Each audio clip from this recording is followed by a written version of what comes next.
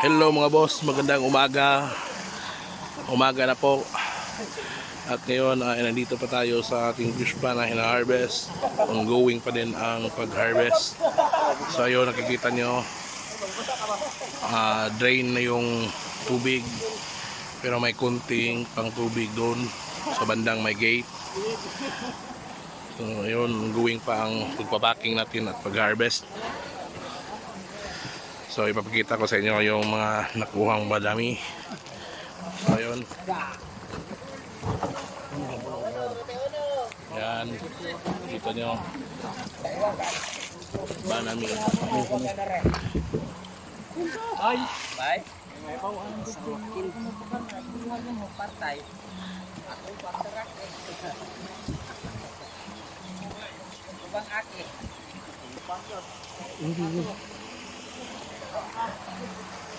So yun mga boss, ang nilagak natin na banami dito ay nasa mga 150,000 pieces po.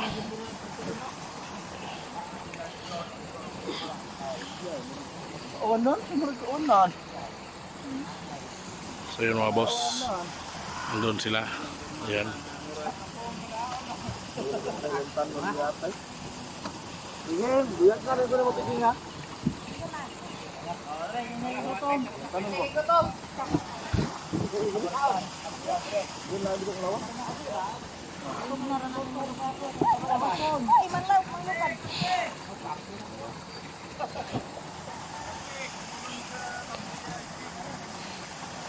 Umagang umaga na mga boss. Ayan. So yung kabilang fish pan, naglagak na din tayo doon ng similya. So nasa mga 180,000 yung nilagay natin doon na banami.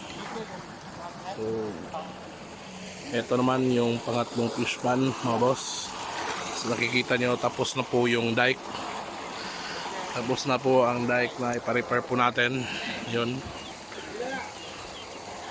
So hopefully by February siguro makapaglagak na din tayo ng similya dito. Yun. So tatlong fish pan to mga boss. Yan yung fish pan number 2.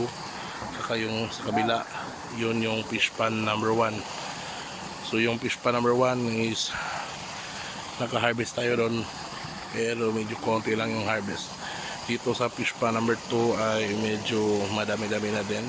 So hindi pa natin alam kung ilang total na kilos ang makukuha natin. So dito ay wala pong bangos na nilagay natin ngayon. So lahat po ay banami. So nakapokus tayo sa banami dahil ang banami po ay isang magandang ilagay sa ating fish pan dahil ito ay high profitable. So ang banami ay high risk, high reward. So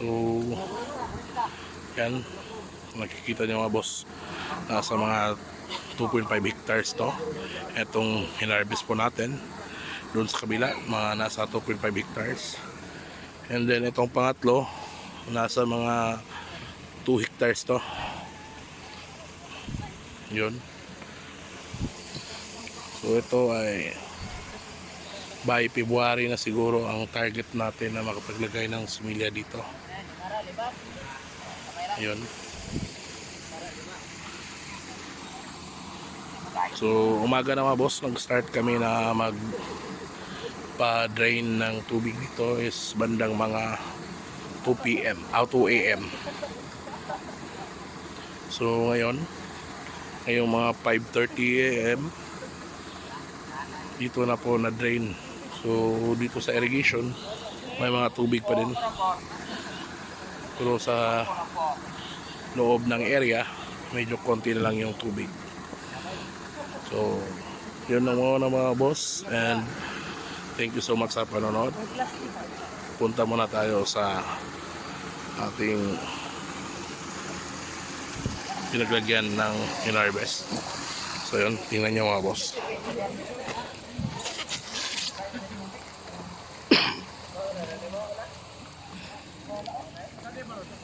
So yun mga boss, nasa kalahati na.